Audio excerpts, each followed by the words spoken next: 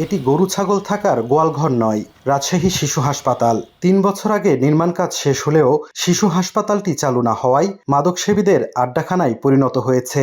হাসপাতালের চারিদিকে মাদক সেবনের নানা আলামতও চোখে পড়ে। 4 তলা বিশিষ্ট 200 শয্যার হাসপাতালটি 36 কোটি টাকা ব্যয়ে নির্মাণ করা হয়েছে। 3 বছরেও চালু না হওয়ায় চুরি হয়ে যাচ্ছে বিল্ডিংয়ের থাই, বৈদ্যুতিক তার ও পাইপ। রাজশাহী মেডিকেল কলেজ হাসপাতালে রোগীর বাড়তি চাপের কারণে হামসহ বিভিন্ন রোগে আক্রান্ত শিশুদের অধিকাংশের চিকিৎসা নিতে হয় মেঝেতে।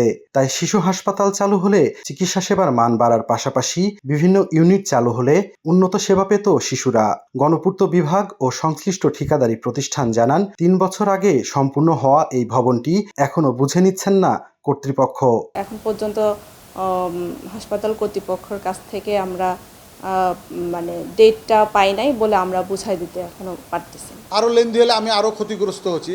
বিল্ডিংয়ের অনেক জিনিসপত্র নষ্ট না, অনেক জিনিসপত্র কে বা কাহারা খুলে নিয়ে গেছে। এদিকে বিভাগীয় স্বাস্থ্য পরিচালক জানান, হাসপাতালটি চালু করার লক্ষ্যে মন্ত্রণালয়ে চাহিদাপত্র দেয়া হয়েছে চিকিৎসক ও বিভিন্ন যন্ত্রাংশের। চাহিদাগুলো সিভিল সার্জন রাজশাহীর মাধ্যমে পাঠানো হয়েছে।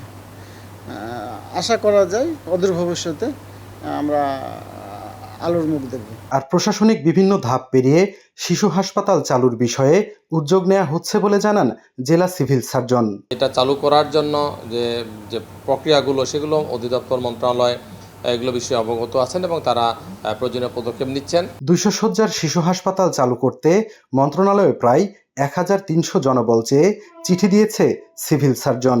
2016 সালে শুরু হয়েছিল হাসপাতালটির নির্মাণ কাজ। প্রায় 3 বছর আগে নির্মাণ কাজ শেষ হয়েছে রাজশাহী শিশু হাসপাতালের। তবে এখনও কর্তৃপক্ষ এই হাসপাতালটির দায়িত্ব বুঝে নেয়নি। এই জন্য ঠিকাদারি প্রতিষ্ঠান এখনও এটির রক্ষণাবেক্ষণের দায়িত্ব পালন করছেন। এই জন্য প্রতি মাসে 80,000 টাকা করে ক্ষতিপূরণ দাবি করে গণপূর্ত বিভাগের কাছে চিঠি দিয়েছে তারা। সাইফুর রহমান রকি, সময় সংবাদ, রাজশাহী।